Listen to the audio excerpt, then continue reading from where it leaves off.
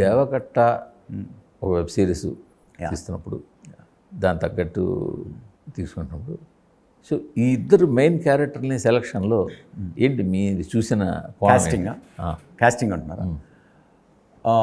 Starting నుంచి like ఆది అంటే నాకు భలే ఇష్టం. లైక్ ఆది ఏంటంటే వెర్సాటిటీలో బాగా టాలెంట్ ఉన్నాడు.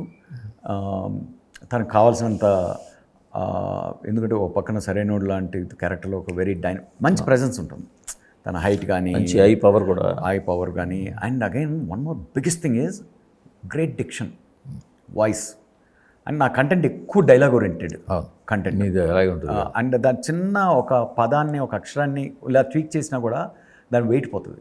అంటే అది అది అది నేను అది గొప్ప రైటింగ్ అన్నాను అట్లా. దాని వెనక మీరు గొప్ప రైటర్ కాకపోతే రాజమౌళి గారు మహేష్ బాబు సినిమాకి ఇద్దరు రైటర్గా తీసుకుంటారు అది తెలియదు కానీ. సో అది అంటే మనసులో నుంచి వచ్చిన ఒక ఎమోషన్ అనేది ఆ ఫోనెటిక్స్లో కూడా ట్రాన్స్లేట్ అవుతుంది. అది ఎందుకంటే ఎన్నోసార్లు నేను మాట్లాడుకుంటూ పాడుకుంటూ ఆడుకుంటూ పలుక్కుంటూ రాసే మాటలు కాబట్టి అది చాలా ఇంపార్టెంట్ అనిపించింది. బాగుంది అది వాయిస్. అది వాయిస్ మీరు చూస్తే బేస్ కానీ ఇదంతా. అగైన్ మీరు చైతన్యలో కూడా అదే వెతుక్కున్నాను. చైతన్యాన్ని సెలెక్ట్ చేసే విషయంలో కూడా you will be up for a huge shock through Chaitanya. మీరు రాసుకోండి ఈరోజు షో రిలీజ్ అయిన తర్వాత అది ఎక్కువ ఫేమస్ అయిండొచ్చు. బట్ అది మీ కన్ను పడిందంటే ఓకే. చైతన్య రావు మీద అలాగా ఎంత ఎక్స్టెన్సివ్గా నేను ఫస్ట్ ఆఫ్ ఆల్ ఏం ఫిక్స్ అయ్యంటే యాక్టర్లతో వెళ్ళాలని ఫిక్స్ అయిపోయాను సార్. మంచి యాక్టర్లతో మంచి వాయిస్ ఉన్న వాళ్ళని, కమిటెడ్ పీపుల్, టైం ఇచ్చేవాళ్ళని. లైక్ అగైన్ యాక్చువల్గా ఈ షో స్టేజ్లో కూడా సోనీ వాళ్ళు చాలా మేము ఇన్వెస్ట్ చేస్తాము, ఆస్క్ ఫర్ బిగ్ యాక్టర్స్ అని కూడా రెడీ ఇచ్చారు. అంత లిబర్టీ ఇచ్చారు. ఏది వాళ్ళు సినిమాలో ఎంత పేమెంట్ ఇస్తున్నారో అంత పేమెంట్ ఇవ్వడానికి కూడా ready. Same dates, number of dates match చేస్తూ. Like stars like Dulquer or Nani వీళ్ళు ఎవరికైనా ఇంట్రెస్ట్ ఉందంటే ఫినిష్డ్ స్క్రిప్ట్ కూడా చూపించి అడగండి, వీఆర్ దేర్ అని అంటే.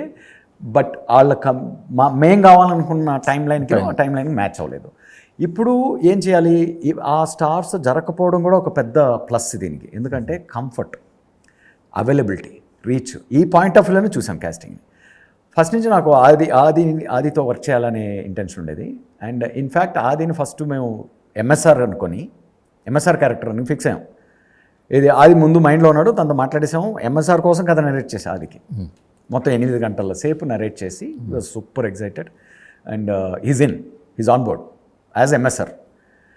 Now who is KKN, who is Kakarla Krishnam Naidu అని వెతుక్కుంటూ ఆడిషన్స్ చేసుకుంటూ పోతుంటే, ఆడిషన్స్ చేసేటప్పుడు జనరల్గా ఎప్పుడు ఏంటంటే ఎక్కడ ఏ డైమండ్ ఉందో తెలియకుండా 2 క్యారెక్టర్లు చేస్తాను నేను మెయిన్ లీడ్స్కి. చైతన్యరావు వచ్చి షాక్ ఇచ్చాడు నాకు. ఒక వెరీ ఇంటెన్స్ సీన్ ఒకటి ఉంటుంది, అదే నేను ఆడిషన్ పెట్టేసా. అంటే ఈ సీన్ క్రాక్ చేశాడంటే మిగిలిన ఈజీ నాకు. I will give the maximum challenge first. అది విన్ అయినోడు మిగతాది ఈజీగా విన్ అవుతాడు అనేది చేసి. అంటే సీన్ను నేను రాసుకున్న విధానం ఒకటి.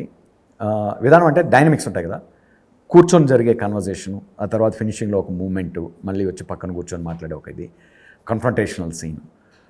అక్కడ ఎక్కడో ఒక డైలాగ్ పాయింట్ ఆఫ్ వ్యూలో ఒక స్ప్రింగ్ పవర్ ఇచ్చాడు, లైక్ లేసి మేసేది అట్లా. ద సీన్లో ఒక హై మూమెంట్ అయిపోయింది. దెన్ నా మైండ్లో ఒక చిన్న ఇప్పుడు నేను ఊహించుకుంటే నా మైండ్లో ఫ్లాట్గా ఉంది ఆ సీన్. అది యాక్టర్ అంటే, యాక్టర్ ఫీల్ అయినప్పుడు. అంటే రైటరు చూడని లోతులకి చూసే యాక్టర్. ఇది రైటరు డైరెక్టర్ కూడా చూడలేని లోతుల్ని మనకు చూపగలిగించాడు. అలా ఇద్దరిలోనూ ఆ కెపాసిటీ చూశారు. అదిలో ఎలాగో ఉందని తెలుసు నాకు. ఆ సీన్ చైతన్యరావు పర్ఫామ్ చేసిన విధానం చూసి బ్యూటిఫుల్గా ఉన్నాడు. సెట్ ఆ క్యారెక్టర్కి కన్విన్స్ చేశాడు నన్ను ఆడిషన్లో. ఆబ్వియస్లీ ఆదిని ఆడిషన్ చేయము, అతను నాకు వర్క్ ఆల్రెడీ చూసాను కదా. తప్పని నాకు అనిపించింది, ఓకే ఫ్లిప్ చేస్తే ఇంకా సూపర్గా ఉంటుంది. అండ్ వీళ్ళిద్దరు కూడా రియల్ లైఫ్లో ఫ్రెండ్స్.